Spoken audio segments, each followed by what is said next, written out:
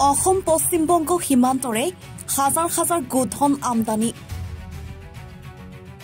বহিৰাজ্যৰ পৰা গোধনৰ আমদানিত নিষেধাজ্ঞা কালিৰে পৰা ৰাষ্ট্ৰীয় ঘাইপথত বহিৰাজ্যৰ গোধনৰ সুত পূৰ্ণ সুযোগ গ্ৰহণ চোৰাং গো মাফিয়া চক্ৰৰ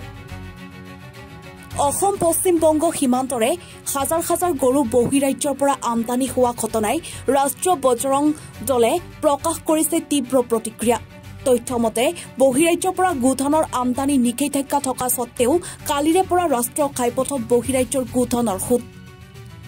ধুবুৰী জিলা প্ৰশাসন এই ক্ষেত্ৰত যথেষ্ট নীৰৱ ভূমিকা পালন কৰাৰ অভিযোগ উত্থাপন হৈছে হলত গৰুৰ লানি নিচিগা শাৰী আৰম্ভ হৈছে ৰাষ্ট্ৰীয় ঘাইপথত ঈদত একাংশই পৰম্পৰা অনুসৰি কুৰবানী দিয়াৰ বাবে আমদানি কৰে গৰু ইয়াৰ পূৰ্ণ সুযোগ গ্ৰহণ কৰিছে চোৰাং গো মাফিয়া চক্ৰই অভিযোগ মতে চোৰাং বেপাৰীসকলে এই দিনৰ অপেক্ষাত পূৰ্বৰে পৰা গোধন ক্ৰয় কৰি সীমান্ত অঞ্চলত জমা কৰে সাধাৰণ ৰাইজৰ অচিলাৰে তেওঁলোকে পাৰ কৰাই আনি অবৈধভাৱে গোধনৰ চালান দিয়াৰো অভিযোগ উঠিছে যোৱা কিছুদিন ধৰি যি হাৰত অবৈধভাৱে আমাৰ দৃষ্টিগোচৰ হৈছে অবৈধভাৱে ধুবুৰী জিলাৰ বিভিন্ন থানাৰ অন্তৰ্গত এক গোধনৰ বৃহৎ সৰবৰাহ চলি আছে আৰু এই ক্ষেত্ৰত আমি ৰাষ্ট্ৰীয় বজৰং দলে তীব্ৰ ভাষাৰে ধুবুৰী জিলা প্ৰশাসনক ধিক্কাৰ দিছোঁ সবতকৈ দুৰ্ভাগ্যৰ কথা আজি গো সুৰক্ষা আইন মুখ্যমন্ত্ৰীক অপেন চেলেঞ্জ কৰিছে এই অবৈধ গো সৰবৰাহকাৰীসকলে কাৰণ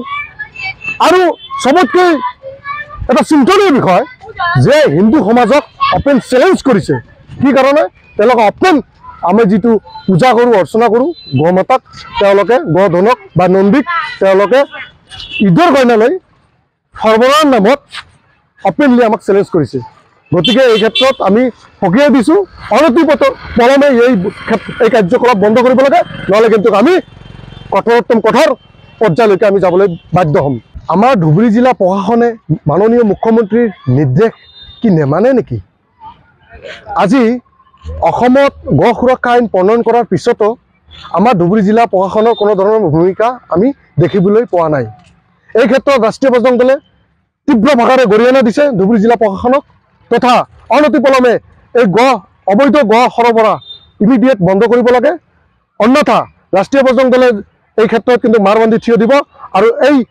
একশ্যন লোৱাতে আমাৰ যিটো আমি গো সুৰক্ষা বা তথা গোধন সুৰক্ষা গোমাতা সুৰক্ষাৰ ক্ষেত্ৰত যিকোনো ঘটনা সংঘটিত হ'লে সম্পূৰ্ণৰূপে দায়ী হ'ব আমাৰ ধুবুৰী জিলা প্ৰশাসন ধন্যবাদ গৌৰীপুৰৰ পৰা সঞ্জীৱ ৰায়ৰ ৰিপৰ্ট এনি ভাৰত 24